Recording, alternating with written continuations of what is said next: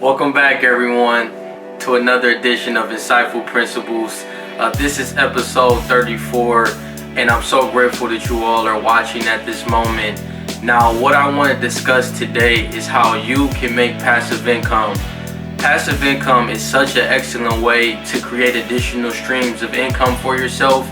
And passive income is simply the process of making income with not directly participating in that activity. Rather than you're not exchanging your time for money, but you're putting the work up front, and then you tend to see the results over time. Now, the reason why you want to make passive income is because it puts you in the lowest possible tax bracket when comparing it to earned income or portfolio income. Now, for some of you that have not seen any of my previous videos, earned income is the income that you would make with your employer. You have a salary that you make annually. Portfolio income is the income that you make from like stocks, and passive income is going to be a lot of the examples that I'm going to provide for you all throughout this episode. Now, with earned income, it's usually taxed at a maximum of 37%. With portfolio income, if you have held a stock position for a year and a day, is 15%. 20% if you're in the highest tax bracket. And then with passive income, you're actually able to get tax deductions to offset your expenses. So for example, let's say you were running a blog and you have to pay for just the website software for making the blog be able to stand out on a site. And then also you have your computer where you're creating the content. You're able to use those tax deductions and pay those expenses, which will therefore lower your taxable income, and it's possible that you may not pay any passive income tax at all. Essentially, if your only stream of income is passive, you may not even have to pay passive income tax. Now, I did want to also go over there is the IRS. They look at this criteria to see if the income is not passive, and what they look at is you have to. The first example would be if you were a sole proprietor of a business during the year, if you worked at least 500 hours making income in a year. If you have been involved in operations on a regular basis for 5 of the past 10 tax years, or 3 of the previous tax years, or if you work at least 100 hours and as much as anyone else at the business during the year. If you answer yes to any of those questions, then your income is not passive. If you don't fall into any of those questions, then it is passive. So it's always great to look at the IRS criteria, because that's how they measure when you file your taxes if that income was passive or not.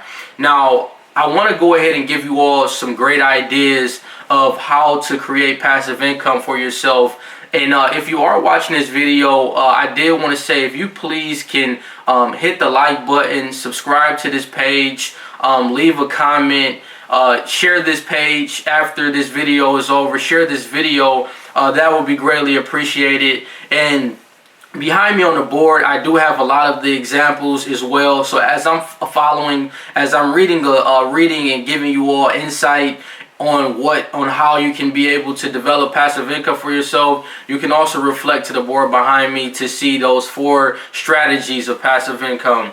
Now, the first one that I wanted to go into is being able to sell informational products. The reason why selling informational products is so great, because it allows you to be able to speak on the expertise of a topic that you're knowledgeable about. It may be something such as my channel, financial literacy, or it may be about cooking. It may be about technology. It may be about clothing and fashion. Whatever your passion is, being able to sell informational products around that can essentially create passive income for yourself. Now, you can do things such as creating an ebook or developing an audio or video course. Now, some great platforms where you are able to publish an ebook is Amazon Kindle, Direct Publishing, Blurb, and Book Tango. Amazon Kindle and Blurb, they provide options as well for you to self-publish. And you can also make royalties with Amazon for up to 70%, and with Blurb it's actually 100%.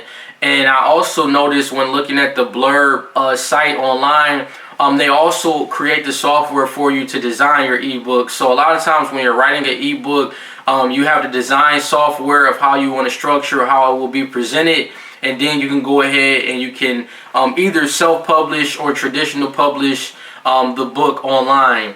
Now, platforms where you're able to actually create courses, you have Udemy, which is great for beginning course creators that are doing it for the first time. Thinkific, which it allows you to be able to make a course from scratch. And then you also have Skillshare. Skillshare is definitely a great platform for teaching creative skills. So let's say, for example, you're very intellectual in just marketing, being able to teach people about marketing and how to understand consumer behavior, looking at ways of how you can be able to come up with a marketing plan and being able to create more brand awareness. You can use Skillshare to be able to teach those creative skills to other marketers that are trying to learn that skill set. Also, you have Learns World.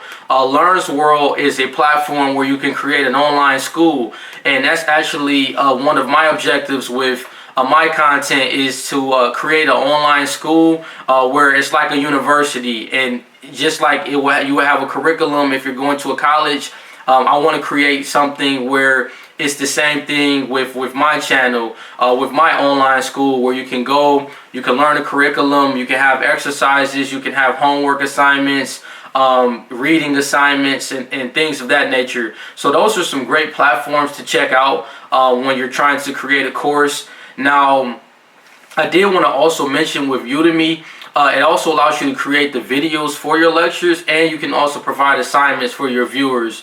And then Udemy, they also provide marketing tools that gives you the ability to create awareness with your courses. Now, one strategy that's great with selling informational products is a free model, where you can build a following with free content, and then you also can charge your viewers for more detailed information. So you may mention someone to go support your Patreon page, or to go look at your website and look at the list of the products and services that you provide for your audience. That's a very great strategy, because building the following with the free content allows you to be able to build that credibility, build that rapport, so you're able to show someone that you are valuable enough for them to be able to go to your more detailed information and to actually pay for your services. So it's a great strategy to use, and it just allows other people to also inquire about your services. So you may do a YouTube video such as the one that I'm doing now, and you may tell someone like, I do this as a full-time career outside of this, and if you would like to support my business. It's just a great way of being able to, like I said, sell informational products behind your free content and really create multiple platforms for yourself where you can create passive income. Now, writing a book is another great way to receive passive income. And with writing a book, you can get royalties. Now, I know when I was doing research online, the book process of getting royalties, first you have to earn your advance. So pretty much what that means is if you decide that you want to traditionally publish your book, and let's say that the publishing company is going to give you $1,000 advance, you have to sell more than 1,000 copies. As far as it has to add up to that $1,000 advance before you can get like $1 royalty on each book that you sell. So it's definitely it's a process. It's not something you immediately get once you write the book. Now, when you self-publish, if you are able to go the route of being able to self-publish, it does give you more control, where really royalties don't exist. You pretty much will mark the prices at what you would like for your book, and then you're also able to control your profit margins. So it really depends on the route that you would like to go for yourself. I know with the self-publishing, it gives you, more control on what you can do from that standpoint. But traditional publishing is also great if you do have a big following and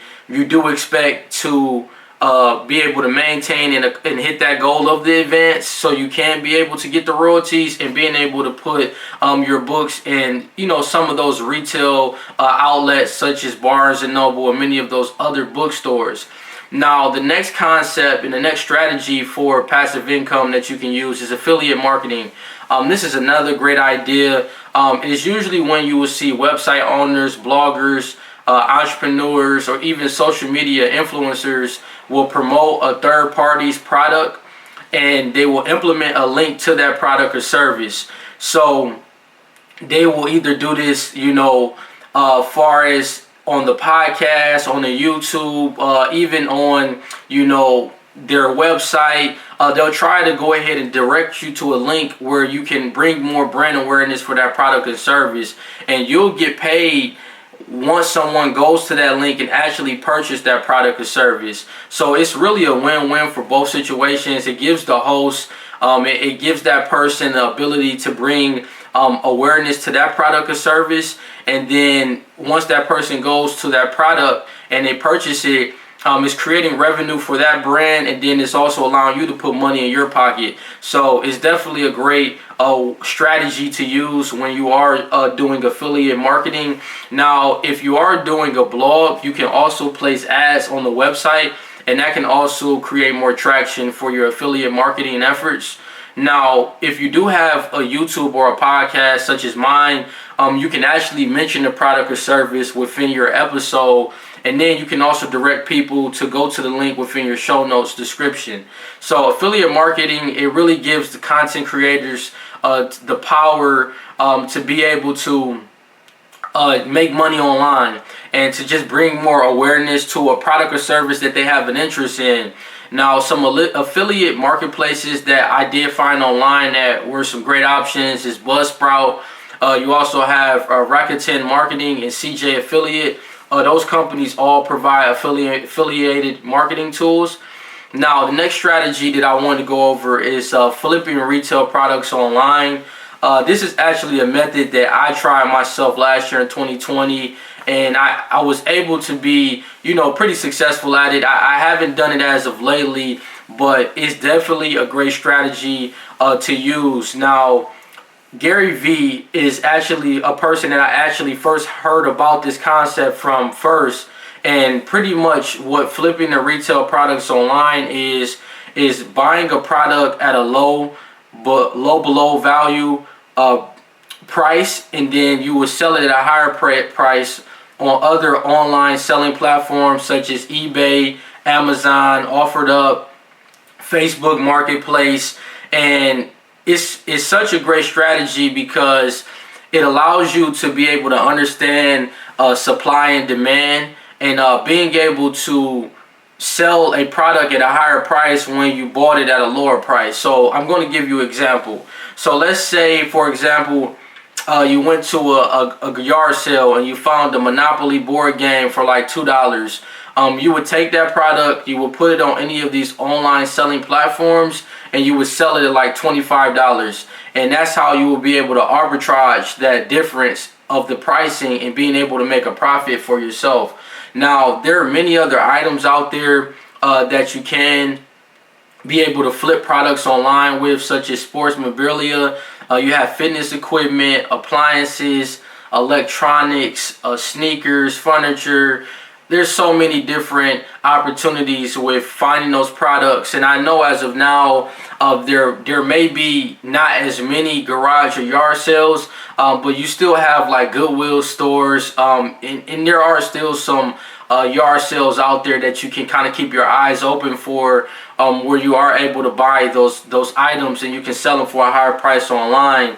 And I know one strategy that I did was my success. I was really able to find like different cooking items and board games, and I was able to find that online the demand for those products were pretty high. With a lot of people, having a little extra free time now, I think that people do want to play board games at home to kind of kill downtime.